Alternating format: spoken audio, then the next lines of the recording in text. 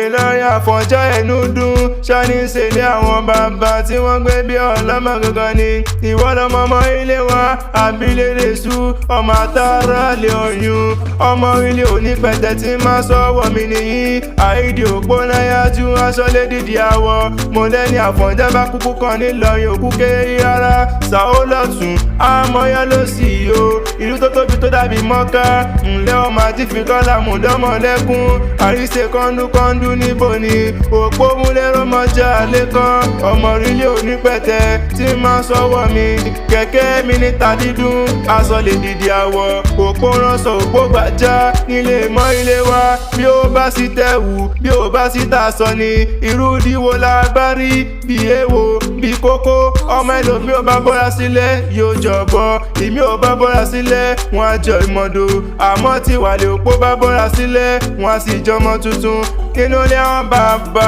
rẹ ni.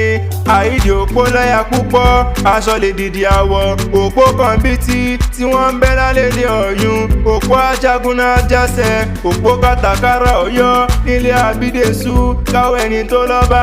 òpó gbọ̀ràn bàbá yín ní akọjú rẹ̀ síná iná tí ó gbọ̀ràn bàbá yín ní akọjú rẹ̀ sómi omi tí ó gbọ̀ràn bàbá yín ní gbàgbìpọ̀ tí tó lè ọmọ ológun nílé Afonja wọn kò jọ mọ́ ilé wá sógun ogun l'Afonja lọ tí ó wálé mọ́ ló fi lọ tẹ̀lú Ìlọrin dúró ni wọ́n fi ń pè Ìlọrin Afonja ní ẹnu dùn juyọ̀ lọ ni. Bàbá yín ló fowó adìyẹ adìyẹ yé gbà adìyẹ pàgbà ọmọ ilé wa sọ pé adìyẹ ò pọmọ re wọ́n gbá adìyẹ táwọn fowó rawó àwòyẹyìn méjì ó pọ̀ kan wọ́n gbáwó ta wọ́n fowó rọ̀bọ ọ̀bọ ń lóṣù wọ́n gbọ́ bọ́ta wọ́n fowó rajá ajá ń jẹ mí nínú ilé àwọn bàbá rẹ ni wọ́n gbájá ta wọ́n fowó rọ̀yún bàbá yín ní kọ́yìn ogun yan ọ̀yún sọ pé òun ò mọ̀ yangún nínú ilé àwọn bàbá rẹ ni wọ́n ní kọ́yìn òrùka ọ̀yún sọ pé òun ò mọ̀ káró ọ̀rọ̀ ní bàbá yín sọ́sọ́yún tó fi dòdò tí sàn lọ́jọ́ sí lọ́bí ń para Ìlọrin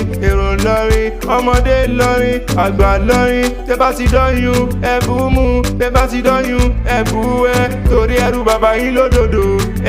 yín lódòdó tí ń sàn lọ́jọ́ sí.